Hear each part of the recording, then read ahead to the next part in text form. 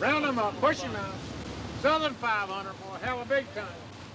Here's another South Carolina tradition, a celebration of fellowship, speed, noise, and exuberance so intense that 80,000 people are drawn every Labor Day to the little town of Darlington to help make it happen. It's called a stock car race.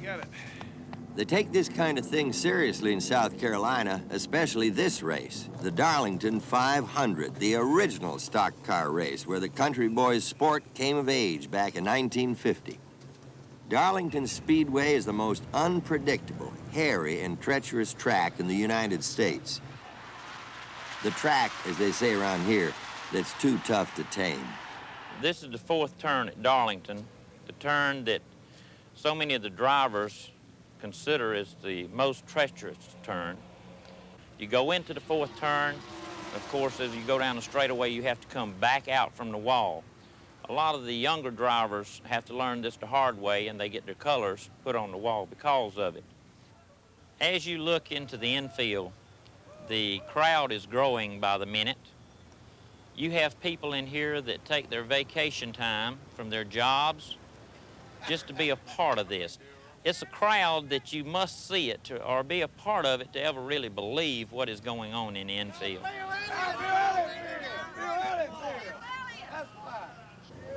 This is Labor Day, when the working man is his own boss. And the people who come here this weekend intend with all their hearts, minds, and souls to have the kind of good time where you let your hair all the way down, where you can be yourself completely, where you can relax and not think about anything you don't want to think about. This is a real get-together of good old friends that like to get out and have a good time, eat a lot of food, get some good fresh air, watch a good race or two, and listen to some good music, and just have a good time without worrying about business or anything.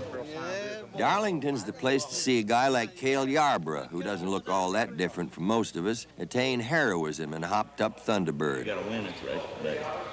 Well, I hope we can. I got a small farm in Georgia betting. Well, the fans are very supportive, and fans make you do things sometimes that you really think maybe you can't do. And I think that that's one thing that makes auto racing very big. The fans in the grandstands, the fans in the infield, they'll let you know that they are pulling for you, and they'll let you know that you have their support, and it'll make you work that much harder. Cale Yarborough is one of the great champions and a favorite of many in this crowd. He was born and raised in Timminsville, just 14 miles from the Speedway. The first race I came here, I was a spectator. I didn't have enough money to get in the racetrack, so I slipped under the fence and got in here free and watched the race. And since then, I've been over the fences, under the fences, through the fences with a race car. I've won this race 5 times, and nobody else has even come close to that. So I feel like that even though the racetrack has beaten me quite often, I've had my share of beating it too. Think you might like to try driving one of these things 367 times around the track at about 155 miles an hour? An economy model will set you back about $60,000 or $70,000. But even if you had one, you wouldn't get very far in it without a crew of ace mechanics like these guys. They've been working since dawn.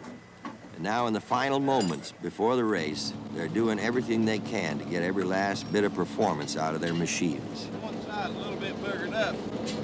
Cale Yarborough's main competition today is a man who drives this car, Bill Elliott, up from Dawsonville, Georgia.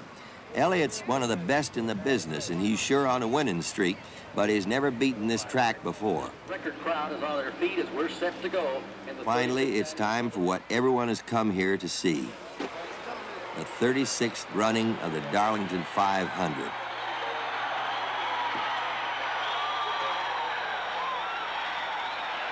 Gentlemen, start your engine.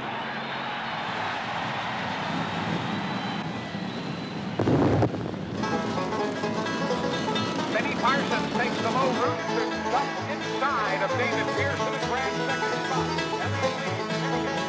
Earnhardt battles inside of Pearson for third. They're side by side, heading for turn number 3. He was going to give it up. Pearson now drops back. Earnhardt comes to third spot. Pearson boxes behind him. There's Darrell Walker. Drawn through by Neil Earnhardt. There's the third spot. Richmond comes right up under Joe Rutten, and that will give him the 6th position as Earnhardt is back.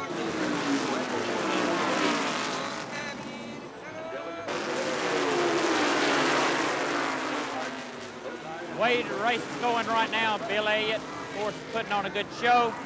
Cale Yarber, he's surprising everybody the way he's coming up through the field now. By the 308th lap, fewer than half of the 40 cars that started the race are still running. Cale's ahead. Ironhead Dale Earnhardt is in second place, but a few laps later, he runs into a piece of debris and hits the wall. Cale's got his problems, too. With less than 20 laps to go and Bill Elliott his only serious rival, Cale comes into the pit in a cloud of smoke. His power steering hose is burst. Hydraulic fluid is spurting onto the hot engine. The crew cuts the belt. The power steering is gone, but it's not enough to stop Cale. He gets back in the race, trying to stay in control by brute strength. Cale struggles to retake his lead from Bill Elliott, but without power steering, it's like trying to wrestle a rhinoceros. For Yarborough fans and his boys in the pit, it hurts. But Cale is just going to have to give this one up. Bill Elliott, ladies and gentlemen. Bill Elliott, you're a big fan. Bill Elliott. Bill Elliott, ladies and gentlemen. We just have to come back next season. You know, we got 3 more races this year and give it another shot.